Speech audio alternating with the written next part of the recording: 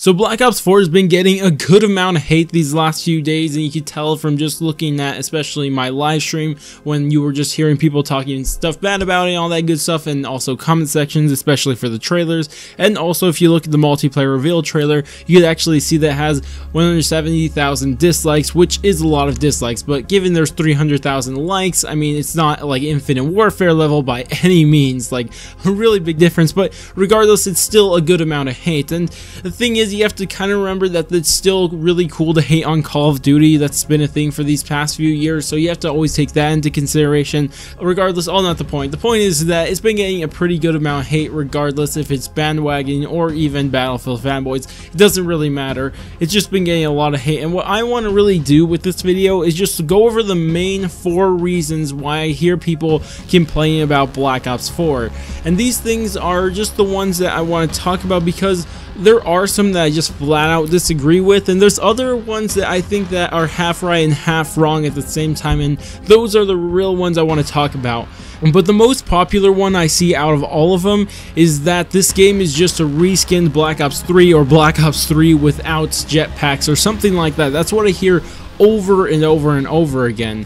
And there's 2 main reasons that I've heard for why they would claim that this is the case. Now, the first one is the one I strongly disagree with, and that's that they're just really just using everything that we already saw inside Black Ops 3. It just pretty much as it describes it, it's just Black Ops 3 without the jetpacks. They're using the same specialists, the same sound effects, the same everything that they use inside it, the color palette's the same, and all that stuff that they are using over again. And the reason why this annoys me so much is because when they talk about the sound effects and some of the skins and something like that, it's just like, no, it's in pre-alpha. If you look back to any pre-alpha game, even back for World War II, they were using advanced warfare sound effects and things like that. It's just the same thing that happens with Call of Duty every single year in the pre-alpha. They're just using old assets for it to be playable in its pre-alpha stage. Of course, this will change in the future. And of course, they'll also bring up the specialists, and oh my gosh, yes, some of the specialists are the same, like Seraph, Ruin, Battery, and a couple other ones, but no, it's not exactly the same, because it is the exact same person, but it's not the exact same specialist, because this is when they are younger compared to when they are older inside Black Ops 3. And in fact, I find this quite likable that we are seeing the younger versions of these specialists inside this, because it's just somebody I recognize and I think is really cool, because I mean, Seraph was by far one of my favorite multiplayer characters of all time. I just really like her, but I just don't get that complaint at all, and it just makes no sense to say that it's just the same thing over and over again. But the other one is that the game looks very similar to Black Ops 3, and yes, this is very true. But I don't see this as a real complaint, because if you look at Call of Duty in the past, their games, when they are sequels, look very, very similar to each other. When you look at Modern Warfare 2 compared to Modern Warfare 3, they are almost identical, if they are not identical. The graphics and the color palette, everything looks so dang similar in those games. That's just what you get when you are going for a sequel. Same thing if you look at games outside of Call of Duty. Even if you look at Shadow of Mordor compared to Shadow of War, those games look pretty darn similar, so that's something to be expected out of a sequel to a game. Of course, that's not always been the case if you look at Black Ops to Black Ops 2, but I mean, that's a very rare case. But for the most part, these games look very similar when they are in the same series or whatever you want to call it. Now, the second part of the reskinned Black Ops 3 or something like that is that they say the graphics haven't improved at all, and the graphics look exactly the same as Black Ops 3, and this is one I completely agree with. I am very disappointed to see that there was no like jump in graphics inside this Call of Duty. The graphics aren't that much better, they might even look exactly the same as Black Ops 3. Like, I don't have a problem with the color palettes or things looking similar or bringing back some certain aspects, but it kind of annoys me that we don't get that big graphics upgrade like Battlefield has, and I mean, that's always annoying, but I mean, we're playing Call of Duty and they're not aiming for the top tier graphics. They're aiming for 1080p 60 frames a second every year, so I kind of get why they did it. But I mean, I like graphics a lot, and it's just that it's just kind of disappointing to see that Battlefield blows Call of Duty out of the water with this every single year, because it's just, I just don't even know what it is really, but I do see that part of the complaint. But anyways, with that one out of the way, because that one, I again disagreed with some reasoning with it, but then I do agree with some other parts, just obviously where I explained there. But the next one I want to talk about is the reason people are hating on it, because it has no campaign. And this is a strange one, really, because when I talk to Call of Duty fans, they mainly don't give a care about campaign.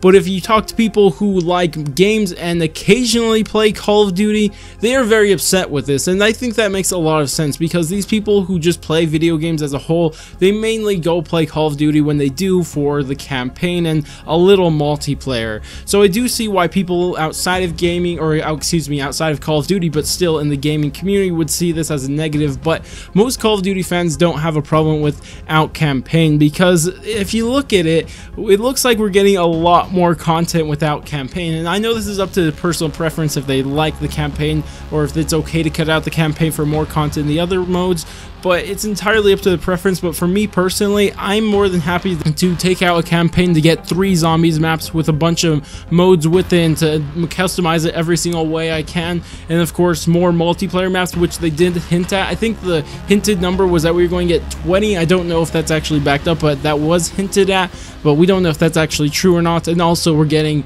the Battle Royale mode, which is the one we'll get into in a little bit. But regardless, this one's entirely up to your personal preference and how you like campaign and enjoy the campaign. But for most people, I don't think they're, at least Call of Duty fans, they don't care about the campaign, especially if you look at the numbers of people who actually complete campaign. Back in Black Ops 3, it was 7% of players that bought that game actually completed the campaign. So it just seems like a business move, and that's all it is. Not even a good business move, that's just a business move. If you see a product not being successful in the slightest, I mean, you're going to get rid of that. That is just a business move. That's all it is. It's not a good business move. It's not a bad business move. It's just something that happens because it's business and they have to make money because they are there to make a profit. So I can completely see why they are doing that, and I don't have a problem with it. But I could see why somebody may be annoyed by this. Of course, again, I can't stress enough, this one is entirely up to personal preference though. And then the next one I want to talk about is the BR mode just being a money grab. And this one, I don't know if I agree with or not yet, because this is one I'm on the fence on, because what would make the difference is if BR is actually, or Battle Royale for the people who don't really know what BR means, but Battle Royale, or I'm sure everybody knows what that means, I don't know why I have to explain that, but anyways, I'm getting a little off track here. But the thing is that I'm not sure if BR is going to be a fad, or if it's going to be something that's going to be alive in gaming for a really long time, because for the longest time, I thought BR was a fad, no question of a doubt. I thought that it was just going to be a fad, it was going to come and go, and that would be it. But lately, it seems like it's here to stay inside the gaming community, and more games are going to have to adopt it if they want to survive. Especially when you look at this, what fad does a crossover with Marvel? What fad does that? No fad I've ever heard of.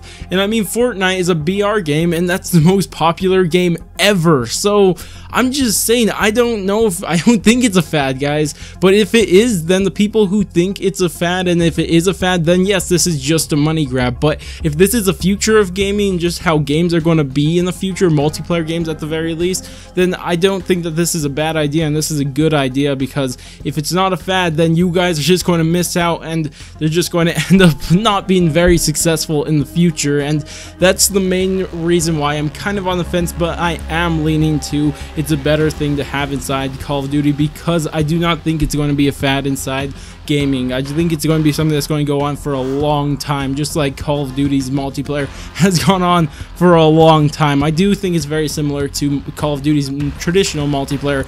And again, this is entirely to decide for the future. This may have been a good business move, or it could have been a money grab.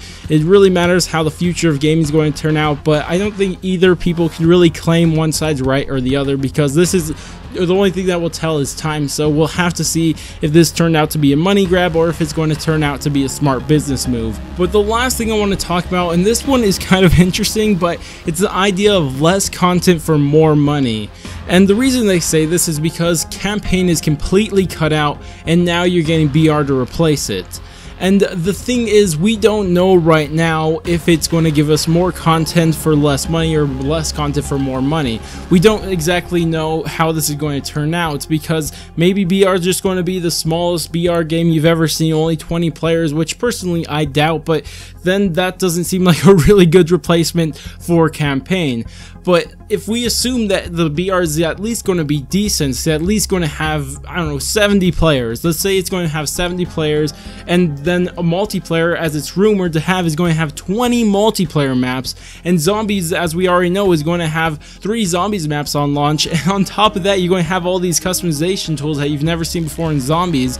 I mean, it doesn't look like less content for more money if you see it that way, but the thing is, we don't know if that's the case or not, and this is the thing I don't get why they think they can make this claim, because you can't claim right now that we're getting more content for less money, and just like you can't claim it the other way, you can't claim you're getting less content for more money. It's just, you can't claim either of that. It's just, you can't say either way, because we just don't know right now, because we don't know how many maps we're getting for multiplayer. We don't know how exactly BR is going to be, but until we see that, we can't even talk about this claim, because we just don't know yet, and that's a really big problem. And that's the thing with the last two that I was talking about, both BR and the less content for more money, because it's just that we don't know. We have to see and wait for the future to actually unfold and see exactly how this turned out, if it turned out to be a ripoff, or if it turned out to be not ripoff, I guess, or if it turned out to be a fad, or if it turned out to be a stamp inside the gaming industry. That's the thing with the last two. But anyways, that's about it for me. Tell me what you guys think about all these complaints about Call of Duty Black Ops 4. Do you guys think that they're justified? Do you agree with some of them, disagree with the other ones? Just tell me any of your thoughts down in the comments. But anyways, that's about it for me. If you guys did enjoy the video, go ahead, do all the normal YouTube stuff, like, subscribe, bell, share, and especially bell. But I'm gonna go, and I will catch you guys on my next video.